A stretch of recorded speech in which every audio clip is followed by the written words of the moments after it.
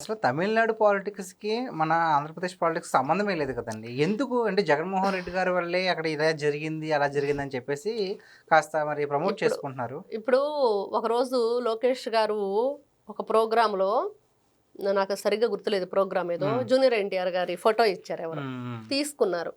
తిరస్కరించరు కదా ఎవరు గూడా అట్లాంటివి. ఎవరైనా సరే ఫోటో ఇచ్చినప్పుడు తీసుకుంటారు. అవును. అలాగే మొన్న విజయ్ గారు ఏదైతే అక్కడ ఆ! కార్యక్రమం జరిగిందో, హ్మ్. ఈ ప్రచార కార్యక్రమం దాంట్లో జగన్మోహన్ రెడ్డి ఫోటో ఎవడో ఇచ్చాడు. హ్మ్. మరి దాన్ని తిరస్కరించలేక తీసుకొని పక్కన పడేసింది గూడా మనం చూసాం. వీడియో పూర్తిగా తెలిస్తే కనిపిస్తుంది. హ్మ్. తీసుకోవటం మాత్రమే గాదు, పక్కన వేయటం గూడా చూడాలి కదా! దాన్ని పట్టుకొని ఆయనేం ప్రచారం చేసుకోవట్లేదు గదా! హ్మ్. కాబట్టి ఫస్ట్ వాళ్ళు ఆలోచించుకోవాల్సింది ఏంటంటే, ఏదో ఫోటో తీసుకున్నంత మాత్రాన, లేకపోతే పక్కన నిలబడి ఫోటో తీసుకున్నంత మాత్రాన, దానివల్ల హ్మ్. నా వల్లే గెలిచాడని చెప్పుకోవటం. అంటే హ్మ్. ఇప్పుడు మరి రోజా ఎవరైతే స్టాలిన్ వాళ్ళకి ప్రచారం చేస్తుంది. మరి హ్మ్. ఆవిడ ప్రచారం చేయటం వల్ల ఆయన ఓడిపోయాడంటే ఏ విధంగా చెప్పుకోవాలి? హ్మ్.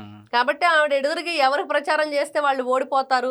అసలు రాజశేఖర రెడ్డి పైకే పోయాడు. చంద్రబాబు నాయుడు కేసీఆర్ ఓడిపోయాడు. హ్మ్. మరి ఇలాంటి చరిత్ర ఆవిడంతా కూడా చెప్పుకుంటూ ఆ ఫోటోలు కూడా ఎడిటింగ్ చేసి పెట్టారు. హ్మ్. పక్కన వీళ్ళ ఫోటోలేసి, మరి పక్కన ఈవిడ ఫోటో పెట్టేసి, ఈవిడ వల్ల ఈ సంవత్సరంలో ఇది జరిగింది అని. హ్మ్. మరి అలాంటిది జగన్మోహన్ రెడ్డి గారు ఏ విధంగా ఇన్స్పిరేషన్ అవుతాడు విజయ్‌కి. హ్మ్. తమిళనాడులో జరిగిన కార్యక్రమానికి ఏదైతే ఈ ఎలక్షన్ ఉందో, అక్కడ హ్మ్. గెలిచిన దానికి వీళ్ళెట్లా దానికి మరి మేమే కార్యకర్తలం అక్కడ అన్నట్లుగా బిల్డప్ ఇస్తున్నారు. అంటే హ్మ్. ఊళ్ళో పెళ్ళికి కుక్కల హడావుడి అన్నట్లుగా వైఎస్ఆర్‌సీపీ పార్టీ వాళ్ళే ఎలివేషన్స్. ఆ పార్టీ గానివ్వండి, ఆ ఛానల్ గానివ్వండి, ఆ హ్మ్. పేపర్ గానివ్వండి, అందరూ గూడా అదే పిచ్చి.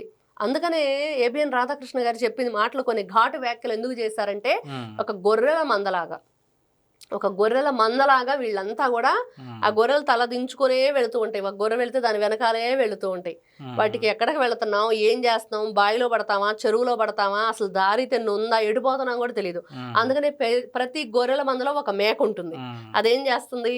వీటిని సరైన దారిలో తీసుకువెళుతుంది. హ్మ్. మరి ఆ మేక మందలో లేదిప్పుడు. ఈ వైఎస్ఆర్‌సీపీ పార్టీలో హ్మ్. అంతా గొర్రెల మందే తప్పించి మేక లేదు. హ్మ్. కానీ మేకపోతు గాంభీర్యాన్ని మాత్రం ప్రదర్శిస్తూ ఉంటారు. హ్మ్. అలాంటి వ్యక్తులు వాళ్ళంతా. వాళ్ళకి కనీసం ఒక జ్ఞానం ఎలా ఉండాలి, ఎలా మాట్లాడాలి, దేనికి మనం స్పందించాలి, దేన్ని మనం ఏ విధంగా ప్రజల్లోకి తీసుకువెళ్ళాలనేది మర్చిపోయి, హ్మ్. ఈ రోజున ఆంధ్ర రాష్ట్ర ప్రజలు పట్టించుకోవట్లేదు కాబట్టి, పక్క రాష్ట్రంలో ఉన్న వాళ్ళైనా మెప్పు పొందుదాం అనుకున్నారు. కానీ హ్మ్. మెప్పు పొందడం తర్వాత సంగతి, చెప్పులతో కొట్టేటట్టున్నారు జనాల్ని వీళ్ళు. హ్మ్.